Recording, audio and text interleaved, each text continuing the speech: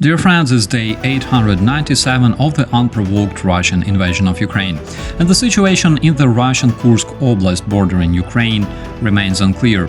Over the past 3 days since the beginning of the special military operation in this area, Russian regime has lost as much territory as Avdiivka and Bakhmut combined, which took Russians almost a year and hundreds of thousands of casualties. It is also reported that as much as 300 Russian soldiers have surrendered. What's going on in Russia? Let's check out the most recent updates coming from this area. The special military operation in Kursk Oblast began with unrecognized vehicles that were spotted entering the Russian checkpoint at Sudja.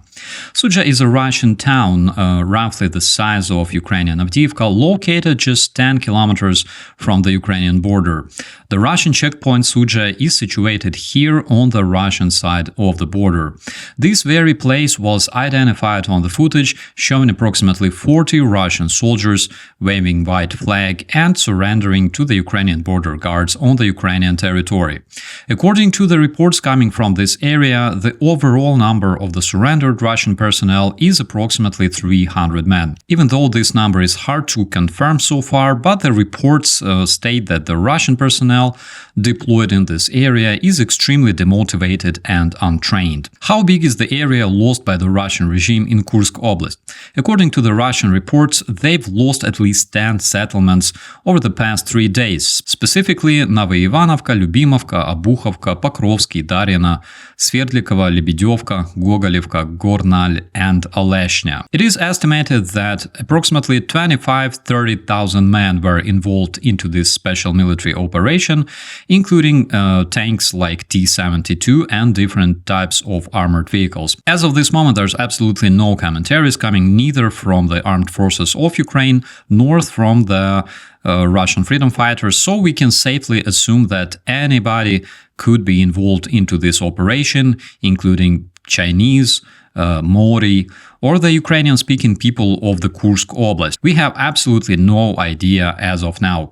The Russian media have gone absolutely mad, suggesting that Kyiv will have to explain entering the Russian territory using allegedly Western vehicles. But I checked the 10 principles proposed in the Ukrainian peace formula, and I find it absolutely legit. Apparently, Russians just didn't read past the point number 8. But jokes aside, the main question is it a raid or a solid attempt to overthrow the Russian regime?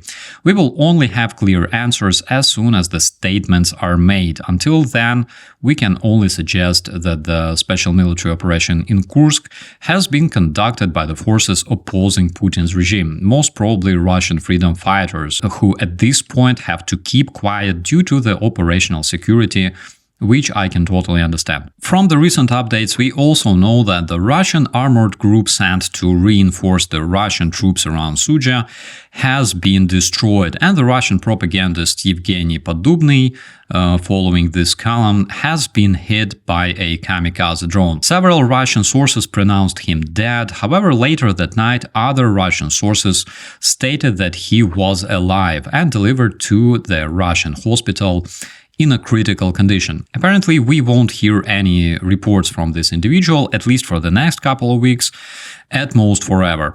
And speaking of the Russian propagandists, Margarita Simonyan, the top Russian bullshitter, came up with a solid roadmap for resolving the situation in Kursk Oblast. To me personally, it looks like a legit plan for the Russian regime.